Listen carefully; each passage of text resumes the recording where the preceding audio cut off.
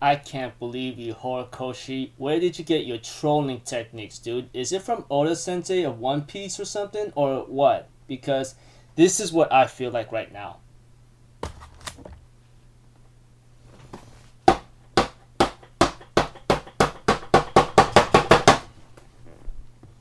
I'm pretty sure everyone who read this chapter would know what I'm talking about. Sorry for doing that. It's just a guess of what people might be feeling right now after reading this chapter. And it's pretty sad and devastating in a certain way because, there's a lot of somewhat references to it. So if anything else, let's just get this started. I'm here to talk to you guys about My Hero Academia chapter 336. And if anything else, let's get this started. We have to it that Class 1A is training very hard. Bakugo is training against Izuku right now, and we get to see how Bakugo is progressing, We get to know that he learned how to concentrate and fire over at endeavors, And I could get it right consistently now, too. By creating sweat spears, I could fire off multiple shots at a time. That's how my new cluster move, new move cluster works. From here on out, all my moves are gonna get even stronger. It takes me time to start sweating. That's why I'm in my winter suit. But it's freaking hot and wears me out quicker. And Izuku, who apparently has an afro right now thanks to Bakugo, is thinking Todoroki-kun too. He seems to be giving up a completely different vibe before. We get to see Todoroki having to try to get the hang of it, of controlling over his left side and catch up with his right side, he's trying to have his fire and ice powers merge together so he won't be taking any damage from Dabi's flames, or should I say Toya's flames. I was hoping he might say Toya because Dabi is saying being distant, but he has no choice, and he's trying to make them into one right now, and we had to Common Eyes asking, that all-out war from before, aren't the villain's two greatest aces super weakened right now, and Gigantomachia is still sedated and confined, right? Won't this work out if we find All for One? However, Bakugo says, look, you're short by 3 points. There's 3 of them. We get to see to it that Bakugo says, first of all, we probably won't be able to find him. Even though we found the Nomu laboratory, Shigaraki's hideout, and even a research facility, we were never able to locate him after his initial escape from Tartarus Post Camino. In terms of escaping hiding, that ballsack face freak is unparalleled. I'm like, oh my god, I love Bakugo's mouth, And we had to it, Yamamomo says, yeah, but secondly, in the previous battle, Shigaraki was still incomplete, right? And from our side, we lost a lot of heroes too. So if anything, the chances of us winning are still 50-50. Yeah. And we have to it that Jiro's like, hey, don't make vulgar jokes like that, Bakugo. And Bakugo and Kakchan says, and finally, the villains will be the ones to decide when the battle starts. Even if the Search Corps were destroyed during Shigaraki's bout with the American forces, we will likely still be on the back foot. That's why we're throwing so many people at this problem, And our boy Izuku says, we have to at least try to influence their actions. I'm going to head out as soon as I can for recon. And Ida's like, not I, we. And freaking Izuku's like, yeah, whatever. Right, but even despite that, is it alright for me to go outside with all that happened earlier? And we see Kurishima getting out of the ground, and Ida's like, to some extent, Uraraka's speech was able to alleviate some of the tension from within both the heroes and the people sheltering here. Even Uraraka's embarrassed about that, And Kaminari thinking in his mind, so in the end, no matter how much we force them into a corner, All for One is still out there somewhere laughing at us, Even right now, we get to see a scene switch with Toru, We have Toru's really concerned about one person, saying, ever since the Gunga Mountain and Jaku Hospital battle, he lost his entire jovial demeanor. Everyone else was the same too, though. And we get to see Hagakure, or Toru Hagakure, which many people thought she was the traitor. Honestly, I won't deny it. I even said it myself in my last video that I thought she was the traitor. Even I was shocked, but that's not it. We get to see a scene with someone talking to someone. They say there's no other choice. We got another order from him. It'll be fine. We'll just keep listening to him as we have been all along. Even if you're being monitored, it'll just be disguised as a normal action in your daily life. This is a blind spot from the surveillance, right? We'll be fine. And we see to it that Hagakure thinks ever since Midoriya-kun came back to us, I haven't seen you smile even once. I'm worried. You did just as All For One ordered you at Camino, didn't you? You have to do as he says, as what he says will be killed otherwise, Yuga. And we get to see that the real traitor was Aoyama Yuga, dude, the belly beam laser boy. Which we get to see him struggling and crying very badly because it's obvious from the get-go what he must have been feeling. That aside, let me continue. His parents were telling him, even before entering the school, you've been listening to his orders properly, no? In the training camp too, you managed to inform him about where it was taking place without getting exposed. And Aoyama's crying very badly, saying, yeah, but Mom, Dad, we aren't doing it because we like it either, but it's too late to ignore his orders. That's a lot. And Hagakure's thinking in her mind, that's a lie, right? It has to be. Even Hagakure was shaking so badly right now. And we get to see the flashback images that Aoyama Yuga-kun was the reason why the USJ started, along with the training camp incident, and why Midoriya is injured very badly in the first place. It was devastating. So not only that, Aoyama is also part of the reason why All Might had to retire early. And I'll get to that just a moment, okay? So if anything else, let's just get this started. Let me continue. We get to know Aoyama that his parents wanted nothing else than his happiness, you know?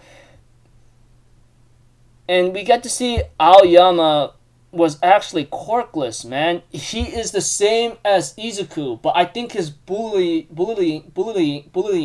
or something was possibly on the same level or worse, because we get to see Aoyama-kun in his flashback that he wanted to be like everyone else, and he, because they did it, that Aoyama got the quirk because his parents set him up for all for one. Let me continue. They end up telling him, we did it because you were born without a quirk. We didn't want you to be shunned by everyone else. We wanted you to live out your dreams just like everyone else. If we knew this would have happened beforehand, we wouldn't have done it. Not in a million years. But the moment that you got a quirk from All For One, we were already under his influence. And once you have everything to do with All For One, there's no escaping him. And we had to it that Hagakure's thinking in the mind, someone needs to tell the teachers. And Aoyama tells his parents, it was so painful all this time. It took every ounce of my willpower to prevent me from exposing myself. I was crushed by immense guilt all this time. I did everything I could to appear brave. When All For One was captured at Camino, I mistakenly thought that this would be my chance that I could finally be like everyone else. And his parents tells him, Yuga, please forgive us. Please forgive your foolish parents, Yuga. And Yuga's thinking, I just want to protect Mama and Papa. I don't want to let you die, Yuga, we beg you, please save us, Yuga. And we see to it that they hear a rustle here and there, and we have Hagakure ends up grabbing Izuku for help. And Izuku asks, I heard about something about Hagakure-san, so I came. Something about the traitor being you, Aoyama-kun. And her parents were trying to make a lie, saying, what are you talking about? You must have misheard something, surely. And Aoyama therefore looks at Midoriya-kun and therefore unable to say anything, and remembering the letter that he left behind after he had to leave UA.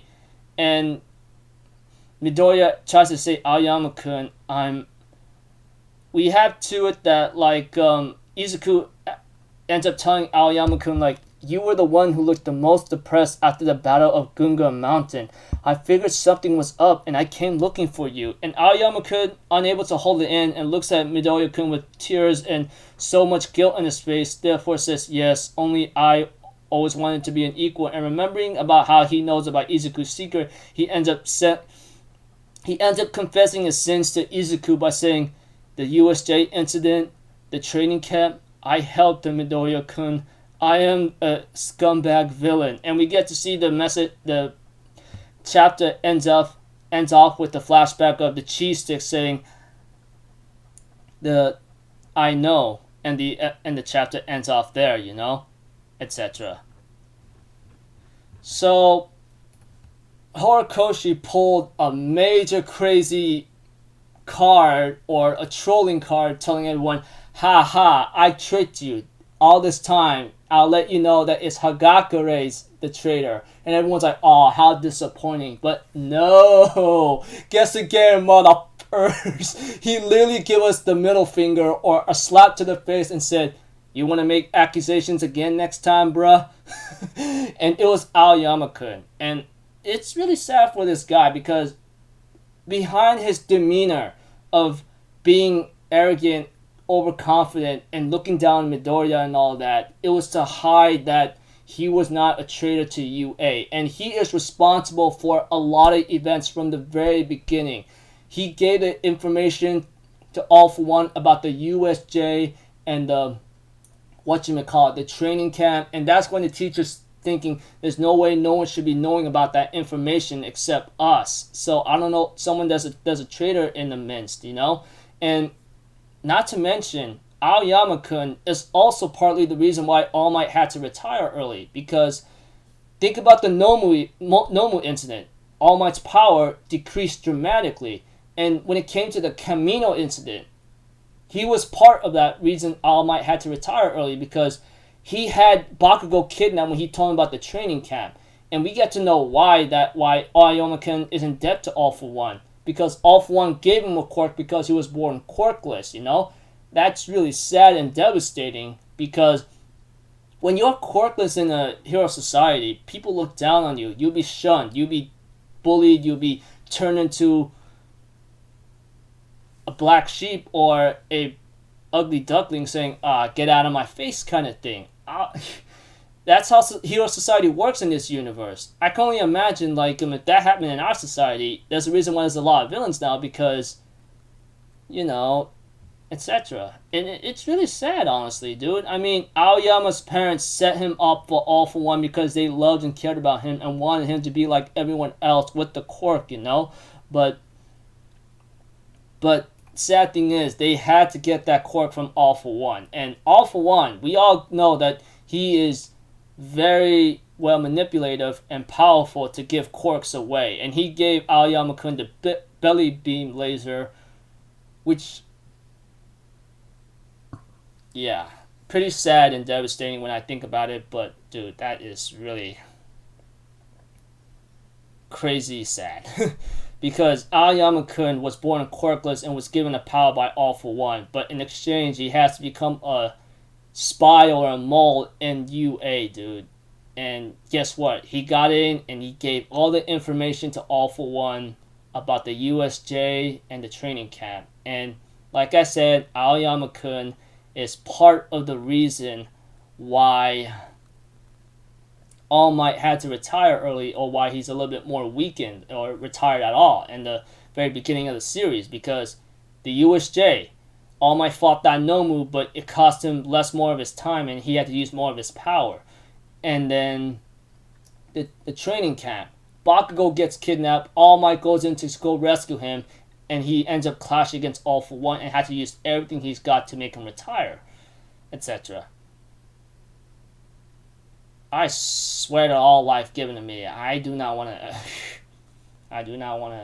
And he's partly and Aoyama-kun is part of the reason why Izuku injured himself and why he almost lost, why he could be close to losing his arms, because Izuku went all out against Muscular. He had no choice. And now that he sees Izuku and Hagakure there, he confessed his sins to Izuku and everything, and he's going to get in trouble. There's no way in heck Aoyama-kun is going to get out of this alive, man. I mean, the moment he confessed his sins to Izuku, something's got to happen.